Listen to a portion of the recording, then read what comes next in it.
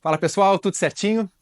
Essa aqui é a quarta vez que eu começo a gravar esse vídeo e vou lá, desligo e ligo de novo, falo, não, vou recomeçar porque, enfim, eu tenho que saber usar as palavras certas para falar sobre um assunto tão delicado que é o criacionismo, né? Essa visão que temos divergente entre as pessoas do mundo inteiro sobre como a vida surge no planeta Terra. Preste bem atenção. Quando a gente fala sobre origem da vida na Terra, e eu tenho aula aqui no YouTube sobre origem da vida na Terra, nós falamos sobre as hipóteses que tentam explicar como os primeiros seres vivos surgiram aqui. E é muito claro, lá a gente fala sobre panspermia, que eu deixo claro para vocês que é pouco provável, que a vida teria surgido na Terra a partir de fora da Terra, ou seja, por um cometa, um meteoro que caiu aqui e trouxe a semente da vida, é pouco provável. A que a gente chama de evolução química, que é a mais aceita na ciência, que moléculas inorgânicas, dadas as condições da Terra primitiva, começaram a se organizar em moléculas orgânicas cada vez mais complexas até que surge o primeiro ser vivo. Essa é a mais aceita, tá, pessoal, pela ciência, que é a evolução química. E nós tocamos no assunto criacionismo nessa aula de origem da vida. Só que eu não explico o que é. Eu falo, criação divina, Deus teria criado todas as espécies e fico por ali, porque eu não tenho a formação em teologia para me aprofundar nesse assunto. E quando falamos de criacionismo, falamos muito sobre crenças pessoais, sobre diversas religiões. E o criacionismo tem também diversas vertentes. Por isso é um assunto muito delicado, porque quando a gente fala sobre crenças das pessoas, sobre fé, nós entramos num assunto pessoal. Eu tenho que ter muito cuidado aqui ao longo do vídeo para não ofender ninguém. Então, pessoal, você me ofendeu, então põe aí nos comentários, vamos discutir. Não quero ofender ninguém, quero aqui discutir, quero gerar discussão. Lembre-se de uma coisa, se você senta à mesa com os seus inimigos, né, tem até um versículo lá da Bíblia que fala, né, você pode dialogar com eles. Isso é bom mesmo que tenha divergência. Inclusive, se você consegue discutir entre os extremos da política de maneira construtiva, seria o ideal para o nosso país. Agora, não, para aí, se o cara vota no A e se o outro vota no B, eu quero a distância, já vou bloquear. Pô, mas para quê? Cadê o diálogo? Aí, afinal de contas, né, a gente cresce como pessoa, como população, quando a gente escuta as opiniões contrárias e está tudo bem, desde que tenha respeito. Então fique bem claro aqui, pessoal. Respeito. Respeite cada opinião, cada crença, cada fé, e assim a gente leva a vida numa boa. Tá? Então fica ligado no vídeo após a vinheta. Se você ainda não me segue no Instagram, vai lá. E se quiser o conteúdo completo de biologia para vestibular e Enem, acesse a minha plataforma. O link está aqui na descrição do vídeo. Uma boa aula. Certo, pessoal, antes de eu começar o vídeo, quero pedir uma coisa para vocês. É difícil, mas muito difícil, eu aqui no início de um vídeo pedir algo. E dessa vez eu vou pedir. Porque você sabe que a gente está sempre produzindo conteúdo aqui para a internet e olha só o que eu estou criando aqui no YouTube agora. Estou criando um canal pessoal meu. Então é um canal de Samuel Cunha, onde eu vou falar de biologia. Posso falar, porque afinal de contas é o que eu estudo, é biologia, né? Mas eu vou postar coisas do meu dia a dia também. Vai ter um pouco de biologia, vai ter opinião pessoal, tipo esse vídeo aqui. Esse vídeo aqui no final eu vou falar um pouco sobre a minha opinião pessoal, tá tudo bem, né? Lembre-se do respeito. Só que nesse outro canal a gente vai postar, sei lá, bastidores. Tô de repente, vou escrever aula, abro aí, faço uma live sobre, né, enquanto que eu estou escrevendo a aula, vou discutindo para vocês o meu pensamento fora da aula. E o canal Biologia com Samuel Cunha continua normal, vídeo aula, lives, muito conteúdo, vestibular, Enem, discussão, enfim, continua normal. Só que nós vamos ter um canal de bastidores, um canal secundário que está no meu nome lá, então fica o convite. Vamos lá, pessoal. Pelo menos vamos me ajudar a bater 100 inscritos, 1000 inscritos nesse canal ali. É só chegar lá, clicar embaixo e se inscrever.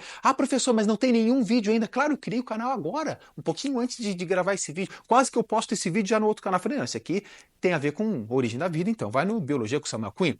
Mas lá vai ter outras coisas. Então te inscreve mesmo que não tenha nenhum vídeo, porque a partir de amanhã, sei lá quando tu está vendo esse vídeo, mas enfim, se tu está te inscrevendo e não tem nenhum vídeo é porque é hoje. Se já tem um vídeo é porque já foi o hoje, é o amanhã e assim por diante. Vamos ter muito conteúdo lá. Fica a dica e fica o pedido. Agora vamos voltar para cá.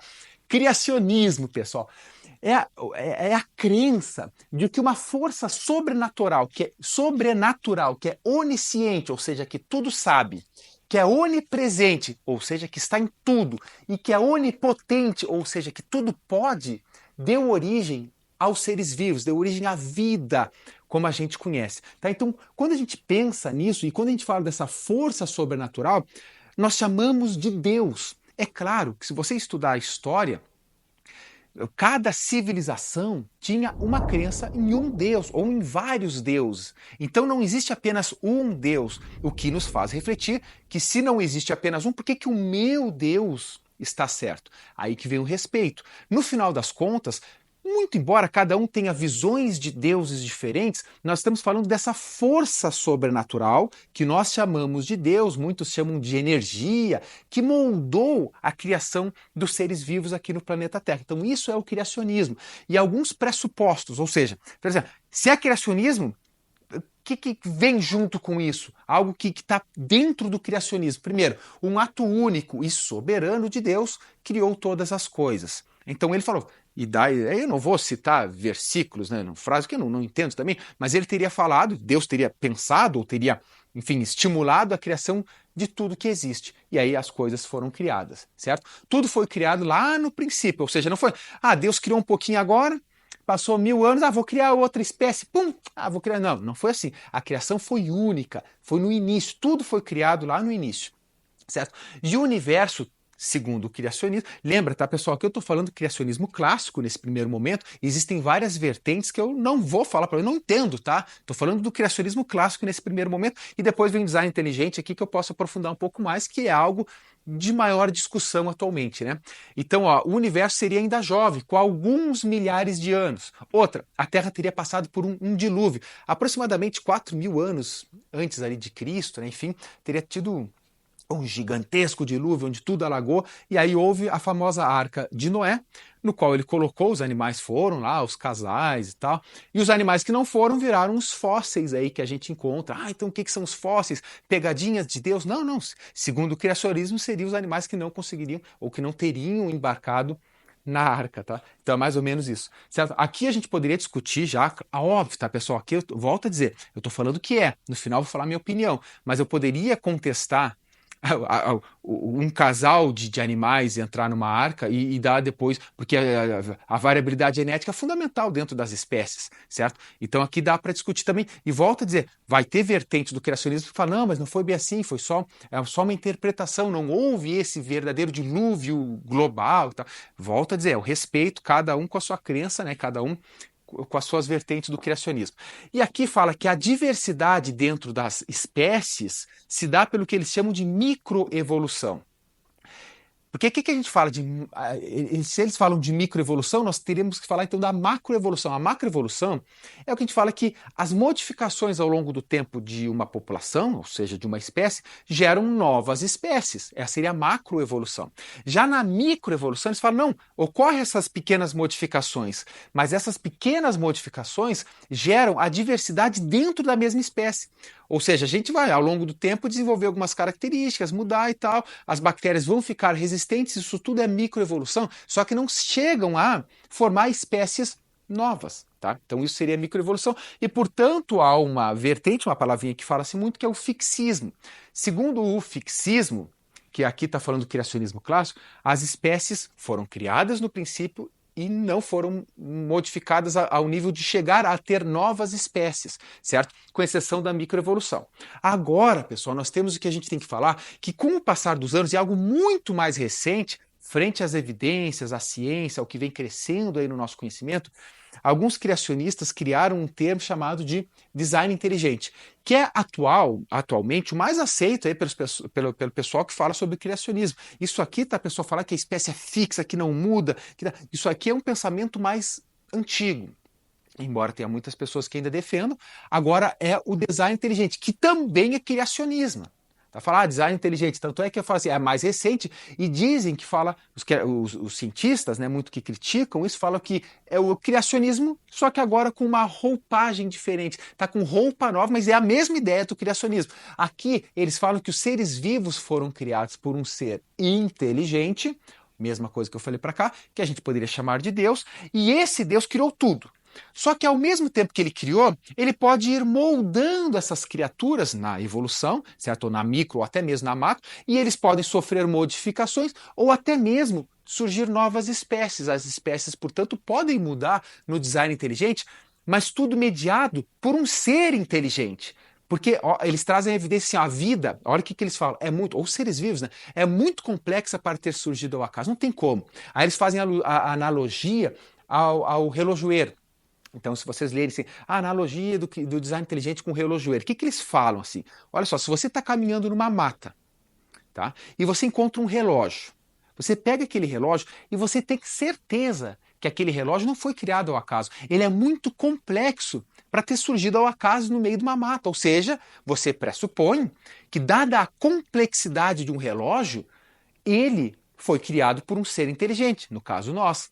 Então, quando você encontra um ser vivo, por exemplo, nós, no meio de uma natureza, uma árvore também seria um ser vivo complexo, você olha, tchê, é muito complexo esse ser vivo para ter sido criado ao acaso. Tem que ter um ser inteligente para criá-lo.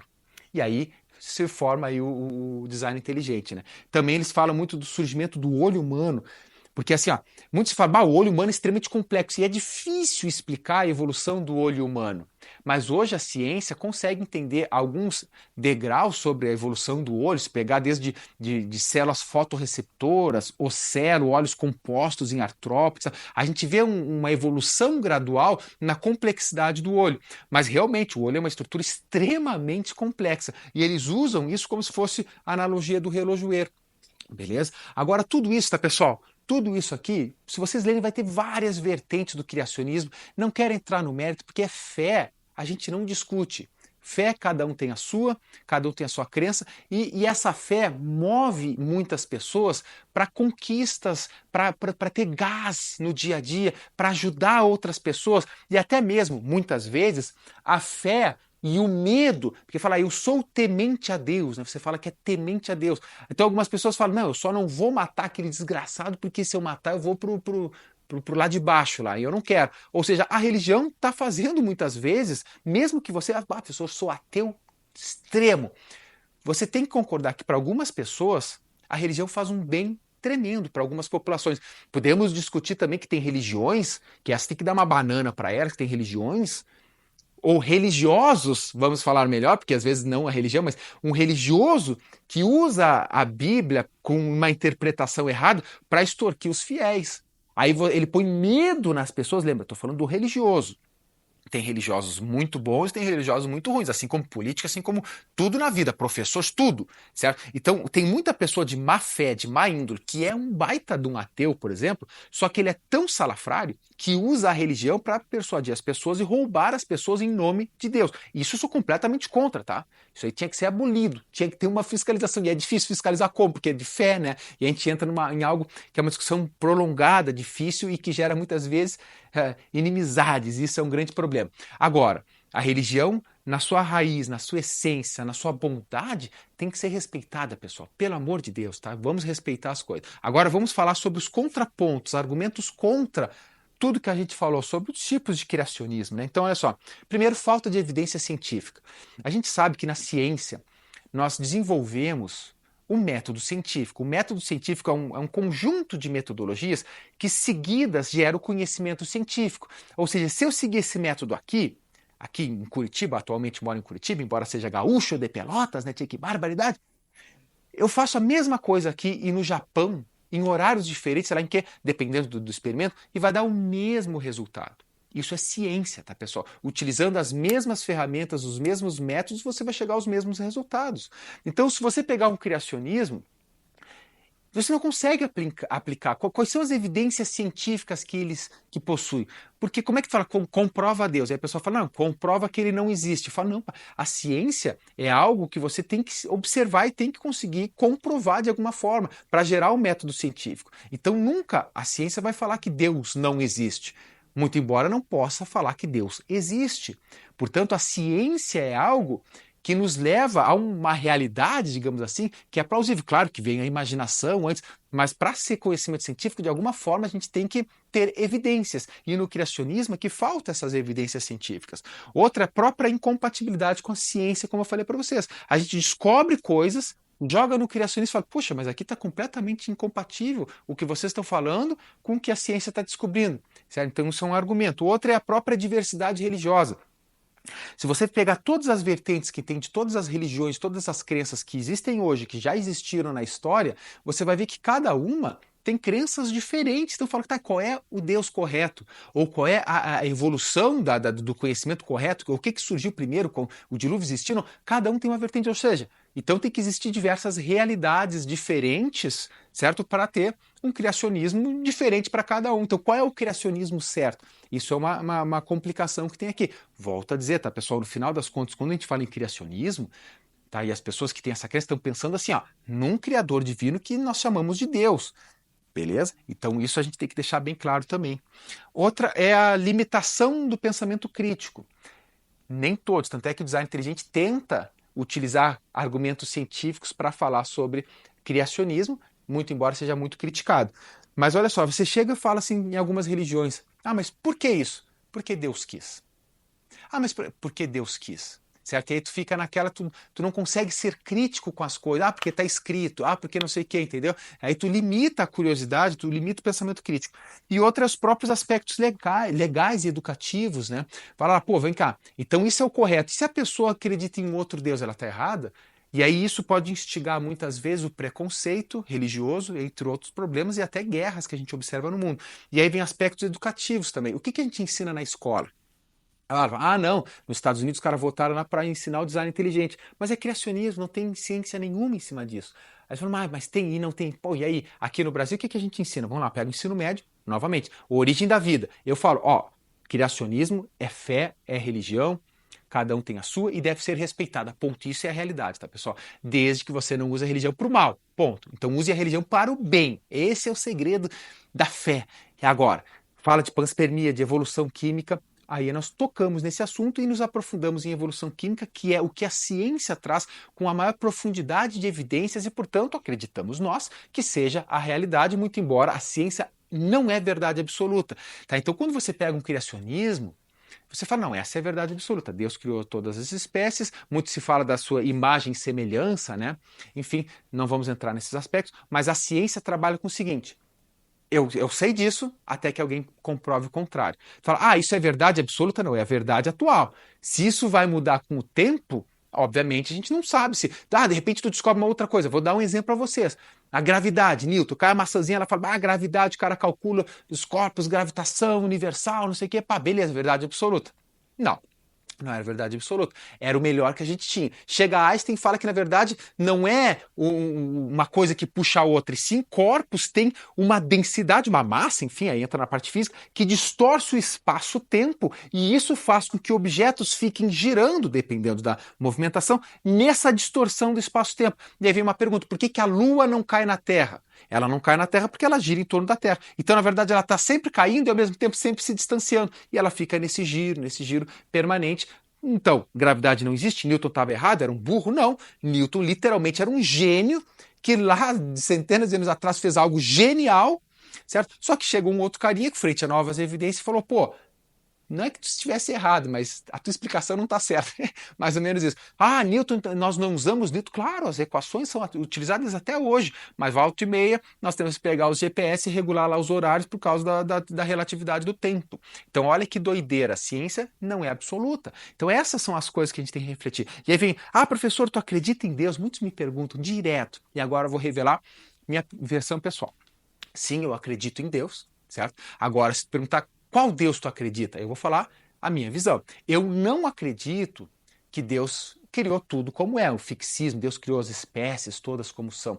Porque quanto mais eu estudo, mais eu entendo que as espécies evoluem, se modificam, e nós temos infinitas evidências muito claras e muito estabelecidas. Agora, a evolução, proposta por Darwin corretamente, e o neodarwinismo, volto a dizer para você, não exclui Deus. Por isso que eu acredito no meu Deus. Eu tenho a minha crença religiosa, eu tenho os meus pensamentos que me levam a ter uma fé, certo? Uma fé, um pensamento espiritual, minha espiritualidade, mas eu não consigo, pessoalmente, acreditar em tudo que está escrito em um livro ao pé da letra como está escrito no livro. Tá? Então a gente tem que ter uma certa pensamento crítico ali em cima das coisas. É assim que se dá o conhecimento e é por isso que nós vivemos mais. Certo? Então volto a dizer, professor, eu acredito em criacionismo. Fala, beleza, Ótimo, não tem problema nenhum você acreditar nisso, desde que no vestibular, que não, ó, isso é importante, no vestibular não vai cair criacionismo, porque não é científico, certo? Então, por isso que eu falo, é fé, e cada um tem a sua e tá tudo bem. Certo? Então, se você fala que acredita no criacionismo, está tudo certo. Agora, num vestibular, se fala uma pergunta discursiva, ela fala como a vida surgiu na Terra. Se tu colocar criacionismo, cara, não vai estar certo.